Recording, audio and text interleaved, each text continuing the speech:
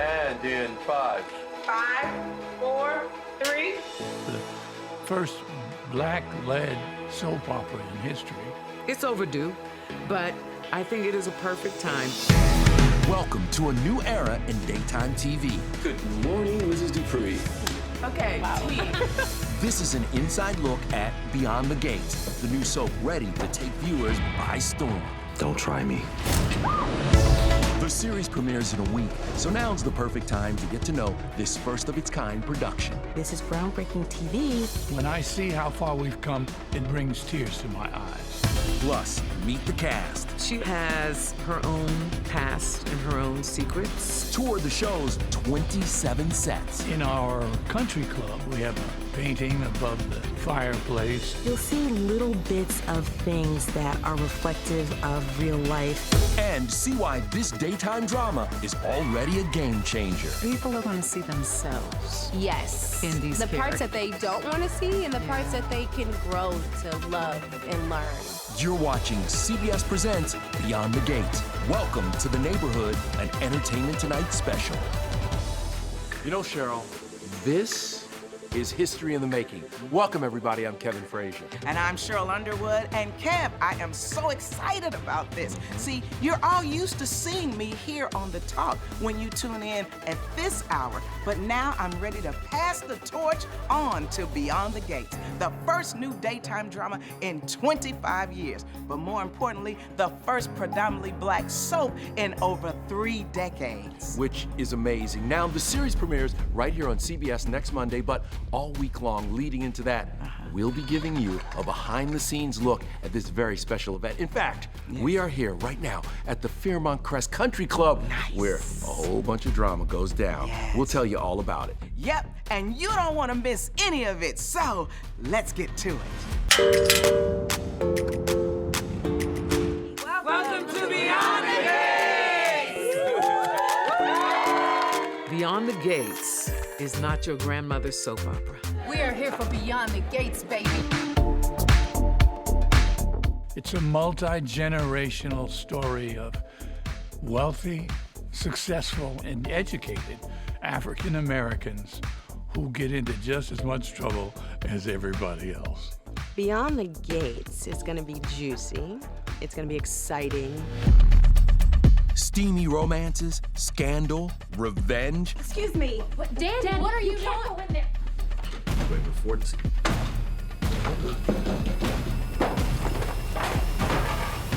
You sorry son of a bitch. Beyond the Gates promises all that and more. And from the moment this cast stepped onto the set for the first table read, it was very clear this CBS original is like nothing you've ever seen before. Take it from soap opera legend and series lead, Miss Tamara Tooney.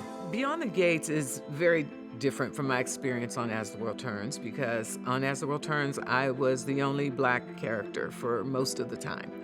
And of course, on our show here, the central family is an African-American family, and it is multi-generational. So as opposed to one story being told about a black character, we have multiple stories being told about black characters. What I am about is making that bastard pay some kind of price. Can I talk about the Haley and Bill and being my best friends getting married to my father? Great. Okay, T. I was thinking we could meet at my hotel suite this afternoon.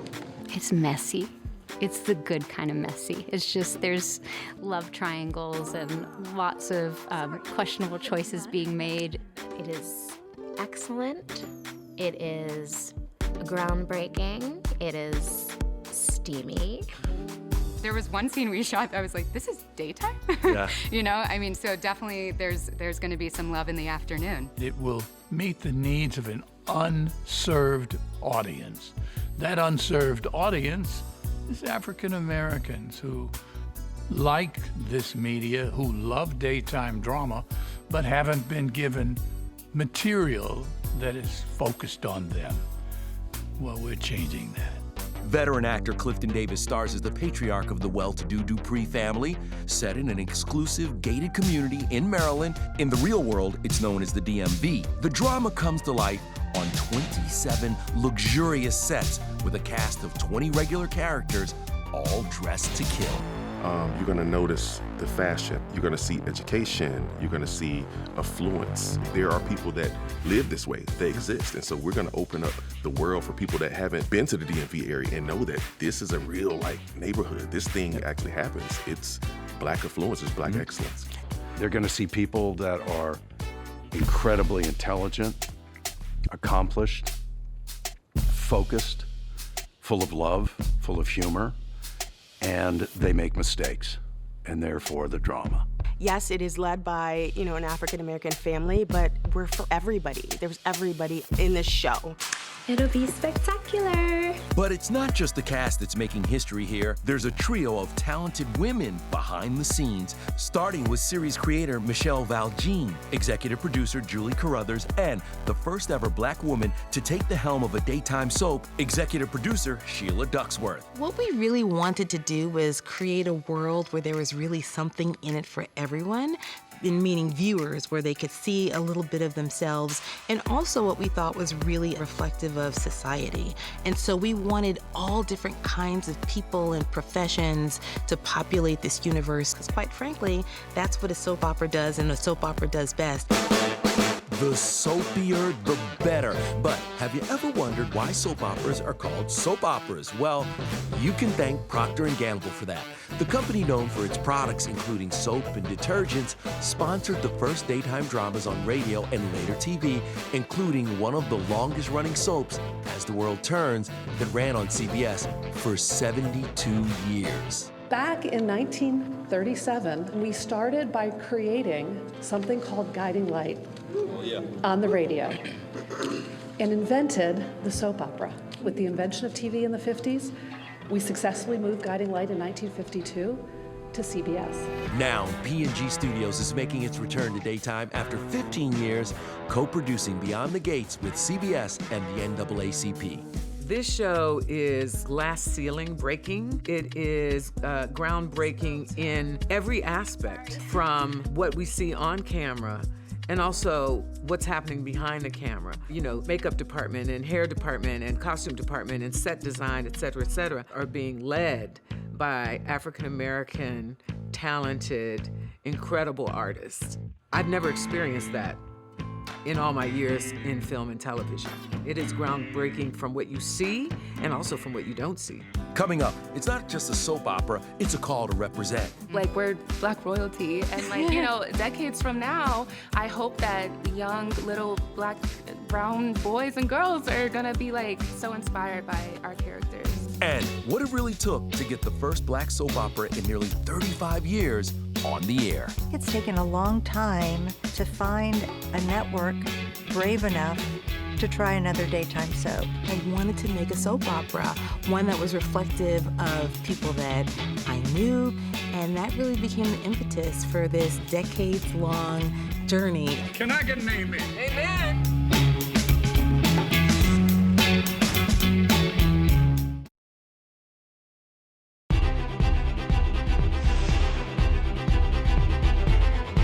Here we go. And in 5, 4, 3. Welcome back. Now, we are here in Atlanta on the set of Beyond the Gates, and this new CBS soap is making history in more ways than one. That's right. Yes, it's the first new soap in more than 25 years. And yes, it's a predominantly Black cast. But so much went into making this a reality. It all started with a dream. It warms my heart to see this beautiful family that Vernon and I created together in this way. It's overdue, but I think it is a perfect time. I remember when there weren't very many African Americans on television. I hope many doors are open because of this series. It's been in the making for 4 years. It really was something that began in my childhood. At the age of 10, I got hooked. I got hooked on soaps. I got hooked on another soap called Generations. And then when that went away, I really resolved that I wanted to make a soap opera, one that was reflective of people that I knew, and that really became the impetus for this decades-long journey and where we are right now. Sheila Ducksworth has been producing for almost 30 years. We're talking series like Soul Food. Enter Michelle Valjean, She got her showbiz start writing on that groundbreaking 90s soap, Generations, which was the first to feature a black family as main characters. And together, Sheila and Michelle are trailblazing a new path. We're the two first black female executive producers in daytime television for a soap opera. Yes, that's a mouthful, but yes. We've known each other for over 20 years. Sheila said she wanted to make the soap about a family that lived in a gated community. So I just started thinking about characters and how to populate it and who they were and how they connected. Working with Sheila and Michelle is inspiring. I think we lift each other up in different ways. We all bring something different to the party, but at the end of the day, we all have the same goal.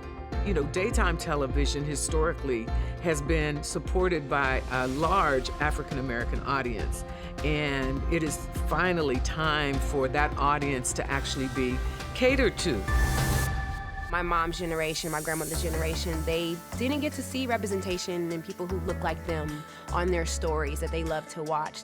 I've always said to myself, I wanted to be a part of projects that showed, you know, people of color in a positive light. It showed black royalty, black affluence, black success, and I feel like that's what this project brings. Hope you're paying attention. That's relationship goals right there. And while this show will have all the glitz and glam, there's also going to be a lot of rich history. We're really delving deep into black culture, and we want to showcase pioneers in all kinds of professions and have a lot of it rooted in real things. I feel that a lot of times when there's a black nucleus and they're very fluent and powerful, the history of the black American experience is kind of like at bay, but this is very much so like grounded in NAACP, grassroots organization. Like our leads, Anita and Vernon, they were very big figures in like the civil rights era, and that's all kind of intertwined within the story, so that's not forgotten about either. And that's where the NAACP comes into the picture. It's the first time that the NAACP has partnered with a production company to have their voice heard in a production. And I'm just thrilled at the fact that the NAACP is co-producing along with Procter & Gamble and CBS. The NAACP has been in conversation with the entertainment industry for decades, and finally, this is happening. And in addition to showing diversity on screen, there is representation behind the camera too. Every time I walk into this building and I see so many African-American talented people creating this show, it constantly, fills me up. The heads of our, hair, makeup, and wardrobe are all women of color. That is something that I've never experienced before. It's hugely important. You can say you want diversity, but do you really do diversity? I'm the minority on this show, and I like it. This gives me a perspective that I don't think many people like me really get to have. I find myself experiencing a point of view, a societal point of view that I haven't been privileged to until now. When I see how far we've come as a race in this industry, it brings tears to my eyes. Tears of joy to see the advance. I don't want to get too deep in it because I'd be crying. Coming up, she lives on here. So, Mom, this one's for you. The historic Easter eggs hidden all over the set. We have archive photos from the NAACP.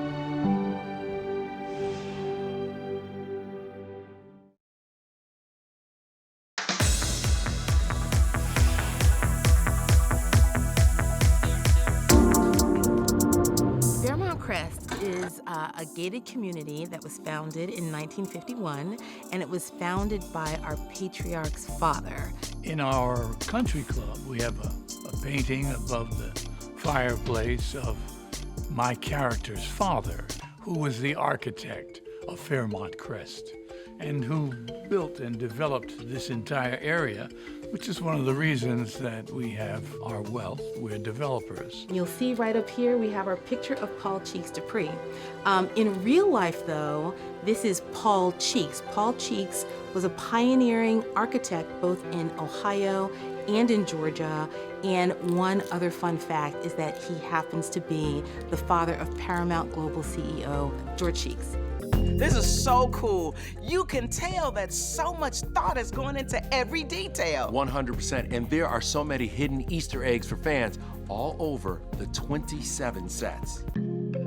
I want to show you a little bit about not just the history of Fairmont Crest, but the crest of Fairmont Crest, because every crest means something. Here we have the 4 fields, the F and the C, obviously for Fairmont and for Crest, but right here we have a lantern, and that lantern is really in honor of Harriet Tubman, who is from Baltimore, Maryland. And then we also have here what's called a donos, a West African drum, and that stands for rhythm and life. And so those are the meanings of the symbols of the crest at Fairmont Crest. Authenticity was of the utmost importance to the producers, so a lot of time was spent researching real-life locations. We went and looked at country clubs for our country club, and our diner, which is more a DC diner in town, for the people outside the gates, is also extremely authentic with its photographs and Black history. And we even have some jukeboxes on every table so we can have some fun music. So whenever you go there, you're going to be hearing great R&B music from the 70s. Some other facts about the diner? Well, first and foremost, the name carries a special meaning. When you go to Orphy Jean's, which is our diner, Orphy Jean's is actually named after Michelle Valjean, who is our writer and creator of the series, and her mother's name is Orphy Jean. Orphy Jean, that was my mom. She was a big soap fan, and she died in 1983. She did not live to see this, obviously. She didn't live to see me become a soap writer, but she lives on here. So, Mom, this one's for you. And the name isn't the only thing rooted in reality. We have archive photos from the NAACP that populate that. One of the things that was really intriguing when we looked at the DMV area is looking at the Florida Avenue Grill and what that stood for and what it continues to stand for today. The Florida Avenue Grill in D.C. opened in 1944 and is considered the oldest soul food restaurant in the world. We wanted to have a place that felt inviting and a place where there was social activism and meeting and, generations where people would come and congregate, and so we made that Orphy Jean's. So you'll see little bits of things that are reflective of real life in and throughout these sets, as well as in the series and in these characters. Still ahead, a sneak peek at what's to come. We're getting to know the big players of Beyond the Gates. He dumped her for her daughter's best friend. It's terrible.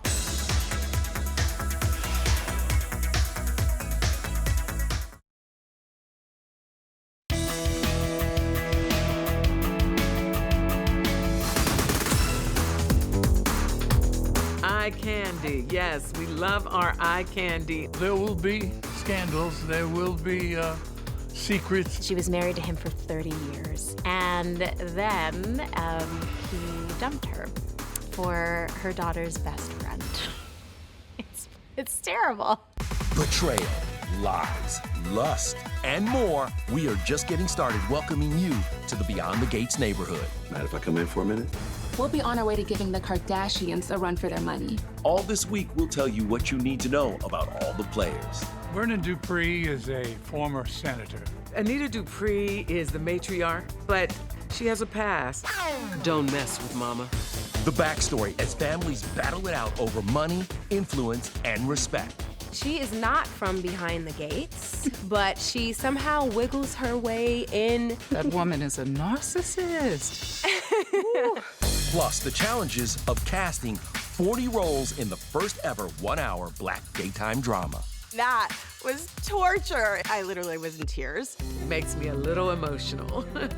It's giving soap. It is giving soap all the way. And we're going to tell you why One Star almost turned down the show and give you a primer on the power players of Fairmont Crest. Beyond the Gates premieres next Monday on CBS and Paramount Plus, but we'll be back tomorrow as our week-long look inside the groundbreaking series continues. See you then.